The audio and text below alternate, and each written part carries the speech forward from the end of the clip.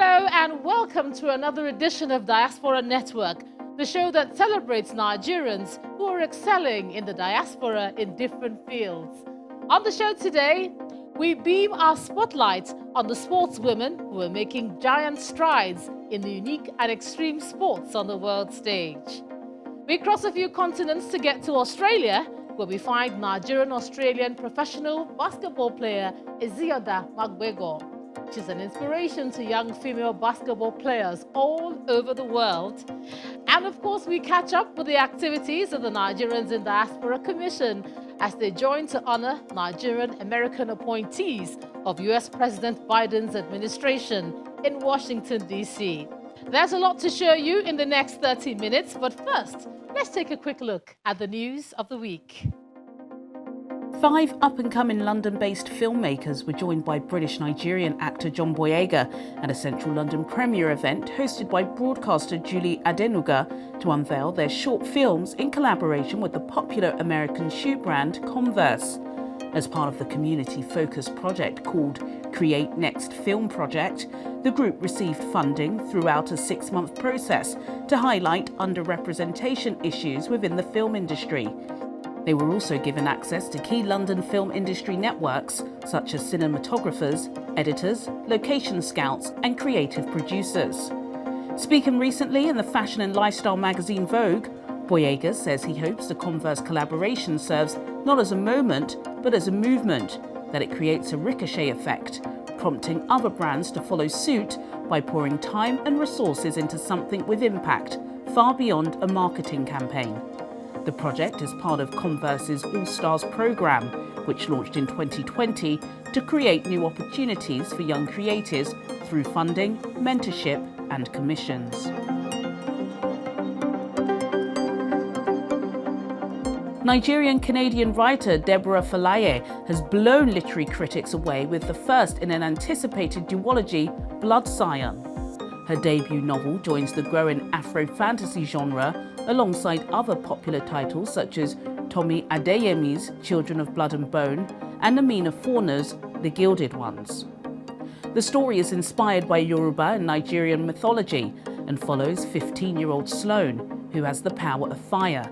She is Scion, a descendant of the ancient Orisha gods, and she can turn anyone to a crisp if she wants. Blood Scion was a decade in the making, and Falaye admits that during the writing process, she took it upon herself to sign up for online writing classes. The attention to detail has certainly paid off, as her efforts have caught the attention of Teen Vogue, Book Riot, Nerd Daily, and Tor.com. One critic said Blood Scion could not be better written. As violent and brutal as it is, it's impossible to stop reading. Falaye draws you in from page 1 and doesn't let you go until the final chapter. And even then, I wanted more. Blood Scion is suitable for teenagers. With the help of 2-time Super Bowl winning defensive end with the New York Giants, Oshi Umenyiora, the NFL has announced it is starting an annual development football camp in Africa. The aim is to give young players from across the continent a chance to play in the league. Umenyiora is the founder of The Uprise, a football program in Nigeria that has staged regional camps in South Africa and Ghana, with another camp in Nigeria on the way. 3 Nigerian athletes earned the opportunity to participate in the NFL's International Combine in London in October 2021, thanks to Umenyiora and The Uprise. As part of the International Player Pathway program, they were chosen to train in the United States. Juliana Olayinka with the Diaspora Network News Wrap in London.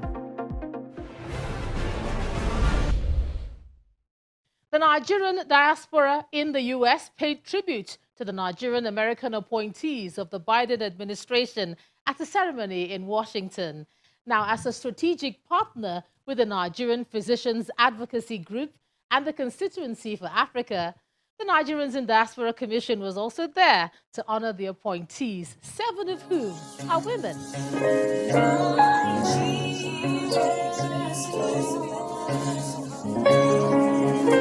Black excellence excellence radiated during a night of tribute to the Biden administration, honoring its Nigerian American appointees.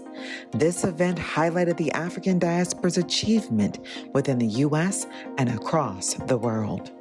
It's so wonderful to be here. You can see how happy I am. But apart from being recognized, what is making me so happy is to see the talent, to listen and see the people. One of the reasons I wanted to come, it wasn't about being recognized. It was about meeting the younger people here who are being recognized. If Nigeria has, even in the diaspora and at home, this kind of human capital, we ought to do better. We will. Madam Director General acknowledged the young Nigerians that were being awarded for their accomplishments within medicine, research, and advocacy. Dr. Yore James, president of Nigerian Physicians Advocacy Group, is leading the way. You know, Nigeria is the most populous African nation whose descendants have really achieved or demonstrated excellence in arts, entertainment, sports, business, medicine, to name a few.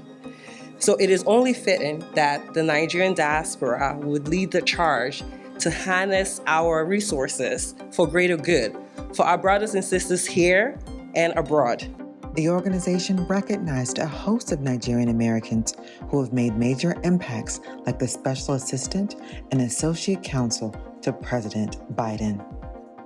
I'm grateful to God that I had a family that made me very proud of my Nigerian ancestry, even living here in the US.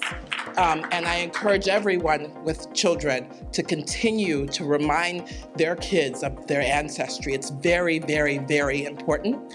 I now am a parent and of a now second generation Nigerian American.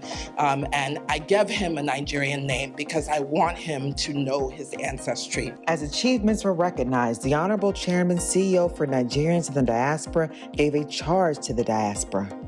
The essence of the commission is we're not saying pack your bags and come home. We're saying that wherever you are, let's work together. You know, as long as the world continues to look down on Africa as a continent, the world will continue to look down on every one of us as Black people.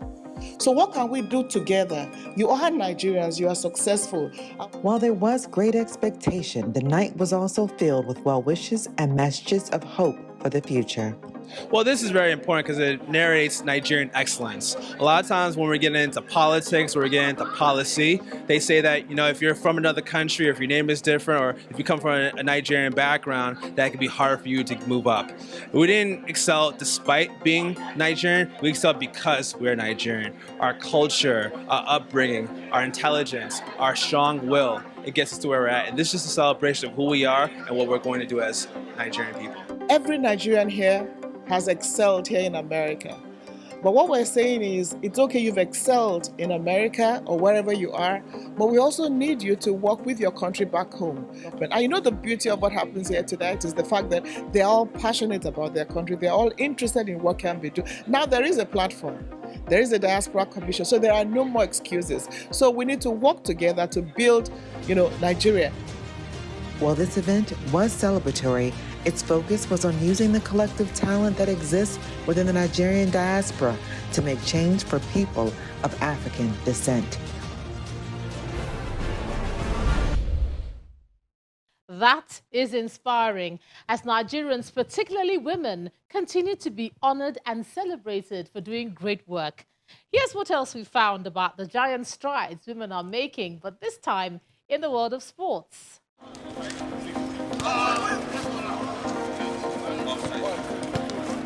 In the world of sports, some disciplines, although historically dominated by men globally, have long evolved with females earning the right and respect to be frontrunners in areas like football, rugby, wrestling, among others. And Nigerians are part of those taking center stage. 2-on-1 for Adekoroye. Nigerian-born Odwayo Adekoroye is one of the best wrestlers in the world and currently ranked number 2 in the 57 kg women's freestyle. Your referee says passivity for the blue wrestler, USA. Requires a lot of hard work. It's not a day job. I train twice a day. I don't have a resting day. But one thing I know is discipline and hard work. With those two, you are good to go. Award-winning American-born Nigerian basketball player Ezi Maguego plays for Landonneau Bretagne Basket in France and was awarded 2019 Afrobasket Women's Most Valuable Player of the Year. He was succeeded in 2021 by another Nigerian, Adora Elonu. Kalu launches a three. Oh, can you believe it? Unbelievable! They haven't made a three all day, and Kalu has just hit the shot that will get Nigeria into the quarterfinals. The former Nigerian football player Mercy Akide is another Nigerian considered to have made giant strides with her talent and widely known as the first African female footballer to play professional soccer in the US for San Diego Spirit and named the first African women footballer of the year in 2001. Nigerian-Russian Kiruka Ezek made history in 2006 when she became the first black person to represent Russia for curling competition at the Olympics in Turin, Italy. Also on record is Africa's first ever female bobsleigh team made up of Nigerians Seun Adigun, Ngozi Owumere and Akoma Omeoga, who made history in 2017 as the first from Africa to ever qualify for the Winter Olympics. Traditionally the forte of men, these and more Nigerian women have made a name for themselves in the industry, and a common denominator amongst many of the Nigerian sports women is that quite a number of them live in foreign countries while representing their motherland and putting Nigeria on the map.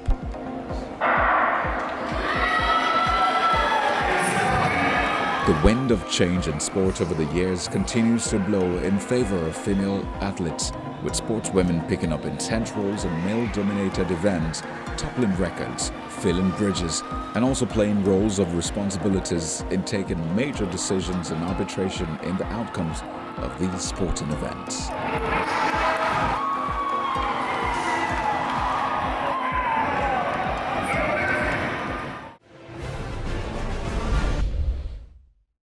The country indeed has many greats, and we zeroed in on an Australian professional basketball player for Melbourne Boomers of the Women's National Basketball League. Let's take a look at what we found about this phenomenal 22-year-old, known by many as Ezi. She gets off the team bus with determination in her eyes and one thing on her mind: winning the game. On the day of one of her biggest games, we watch Ezi get herself ready physically.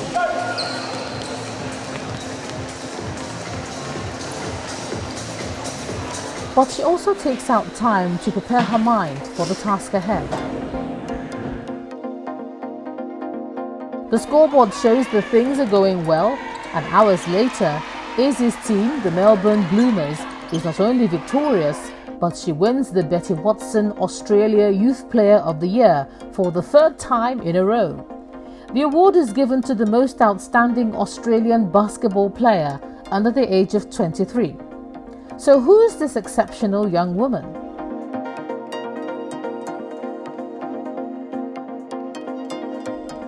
Born on August 13, 1999 in Wellington, New Zealand to Nigerian parents, Ezi Maguego moved to Australia with her family at the age of 6. Today, she's a Nigerian-Australian professional basketball player for the Melbourne Bloomers of the Women's National Basketball League. She was also a key member of the Australian women's basketball team, the Opals, at the 2020 Tokyo Olympics, but her professional career began years earlier with the Southeast Australian Basketball League. It didn't take long for Ezi to get attention from professional leagues. She made her international debut at the 2015 FIBA Under-19 World Championship in Russia with the Under-19 Gems as a 16-year-old. She then represented the Under-17 Sapphires at the 2015 Oceania Championships. Dominating the tournament, averaging 18 points per game and helping Australia take home gold, she then led the Sapphires to their inaugural World Championship title in Spain. In July 2017, she was signed by the Canberra Capitals for the 2017-2018 WNBL season. And then in March 2018, it was announced that Ezi had signed a 3-year deal with the Melbourne Boomers. She's come a long way since her first suit-up for the Boomers, and success at this level is a tough job on body and mind. But she shows no signs of slowing down and already has a 10-year plan. In 10 years, I kind of see myself, going towards the end of my basketball career, hopefully, having a successful career. Obviously having a psychology degree and hopefully getting into clinical psych at the end of basketball. But yeah, kind of just setting up my life for life after basketball, sport after basketball, and yeah, that's it. Coming up on Diaspora Network, our chat with the WNBL's Youth Player of the Year, Ezi Maguego. Welcome back to the program. Now let's get to know this 6'4" basketball star a little bit more.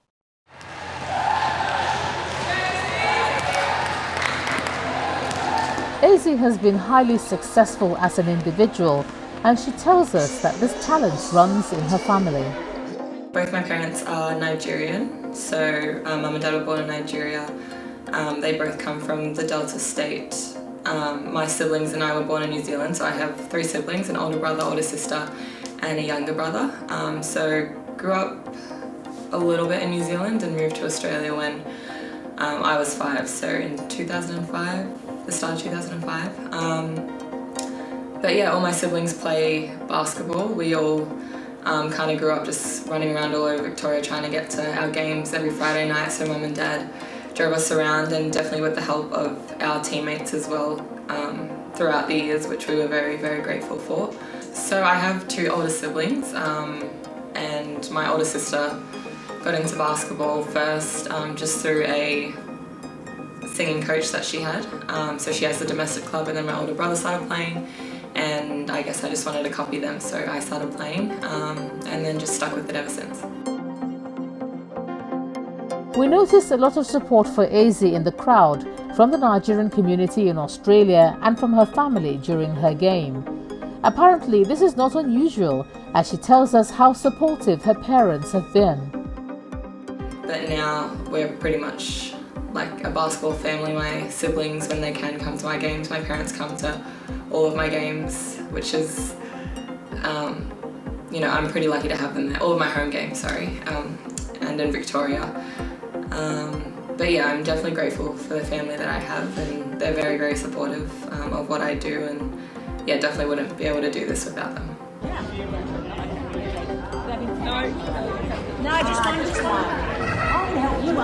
Indeed, her family is incredibly proud of her. I'm very proud of her. As I watch her grow up, since we moved from New Zealand, she didn't have any interest in basketball, but when we got here in Australia, she picked up basketball and she has done very well. We're proud of where she's been at the moment, what she's achieved at her age, and other people, her friends, family friends, they're also very proud of her. Her coaches are also saying beautiful things about her, and even her friends and teammates are here to also say the same thing at her. So we're very proud of her. We are wishing her all the very best in the future, as well as when she grows up and whatever she decides to do. All the best to Ezi, and we're very proud of Ezi. Good luck, Ezi. Thank you. Go, Ezi.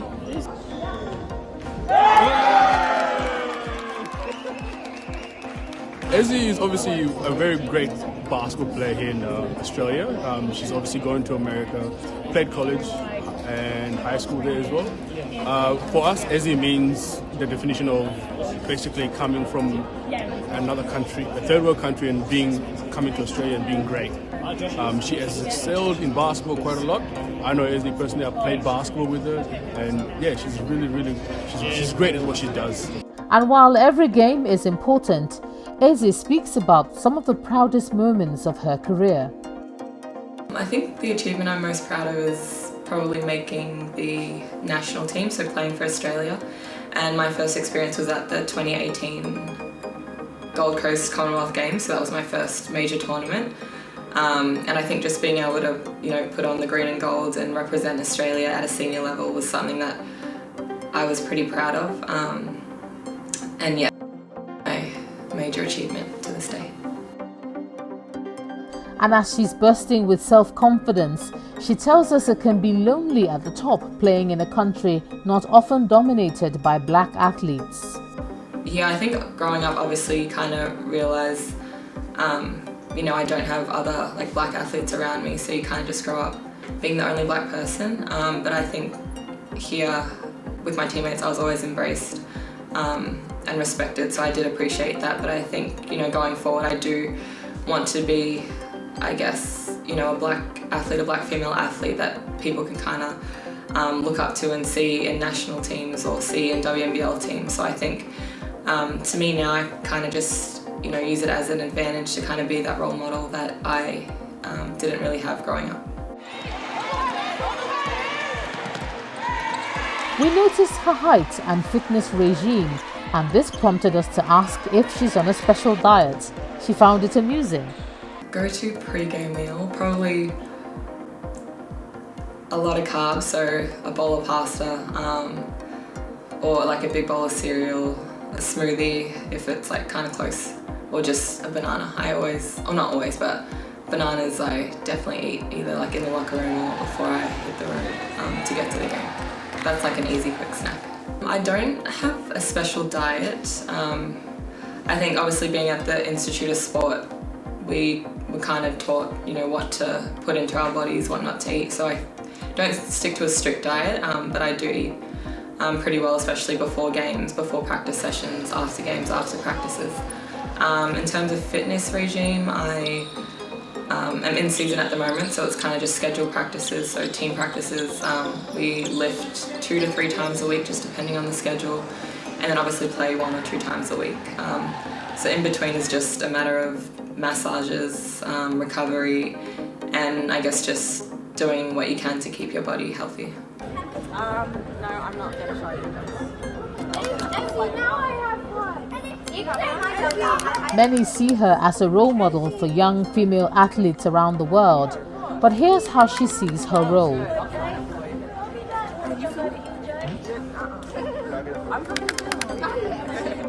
I think I am seen to be a role model here in Australia, so I think whenever I can, be in front of young girls, the African community, I do really try and get involved in that. It's something that I am passionate about and something that I want to do more of in the future. So yeah, whenever people reach out or young girls reach out, I do try and respond and just kind of be that voice that they need to hear, because I do think it is important. And obviously being who I am and just being able to be represented throughout basketball in the media, I think that's important for young females. She also has some advice for aspiring athletes. Just expose yourself to as many things as you can. Keep practicing and training where you can. And I think, studies are very important. Academics are important because you may be able to get a scholarship to the United States to kind of get that exposure and, be able to, play over there as well as study and get a university degree. So I think that's important. But yeah, just kind of taking it all in and, doing things that you can. Hopefully there are a few NBA Global Academies there. I think that's been on the rise the last few years, so hopefully, yeah, if you're on the radar for that, then that's great.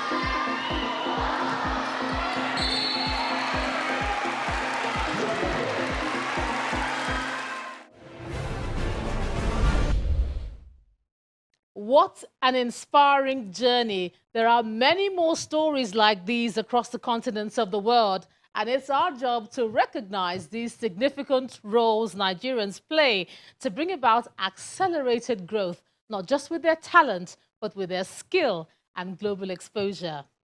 That's the show. You can watch past episodes on our website, channelstv.com. I'm Ijoma Onyato. Let's do this again some other time.